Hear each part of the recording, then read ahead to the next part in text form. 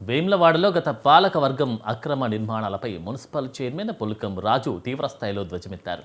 గత 5 ఏళ్ల బీఆర్ఎస్ పాలనలో జరిగిన అక్రమ కట్టడాలు, ఇచ్చిన అనుమతుల వివరాలను త్వరలోనే ఆధారాలతో సహా బయటపెడతామని స్పష్టం చేశారు. 9వ వార్డు కౌన్సిలర్ చేస్తున్న ఆరోపణలు ఖండిస్తూ జగిత్యాల బస్టాండ్ ప్రాంతంలో నిబంధనలకు విరుద్ధంగా కట్టిన భవన అనుమతులను ఈ నెల 3నే రద్దు చేశామని ఆయన తెలిపారు. తమ పాలక వర్గానికి ఎలాంటి అవినీతి, లోపాయికారి ఒప్పందాలు అలవాటు లేవని చమత్కరించారు. ప్రభుత్వ విప్ ఎమ్మెల్యే ఆది శ్రీనివాస్పై అనుచిత వ్యాఖ్యలు చేస్తే సహించేది లేదని హెచ్చరించారు. వేములవాడలో మున్సిపల్ చట్టాలు, నిబంధనలకు లోబడి అక్రమ నిర్మాణాల కూల్చివేతలు జరుగుతున్నాయని, పూర్తి పారదర్శకతతో అభివృద్ధి చేస్తామని ధీమా వ్యక్తం చేశారు.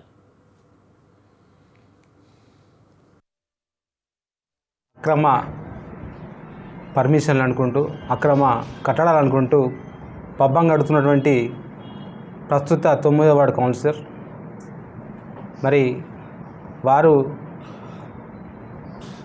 నోటికి వచ్చినటువంటి మాటలు మాట్లాడడం పాలకవర్గంపై, అధికారులపై చాలా తప్పుగా భావిస్తున్నాం.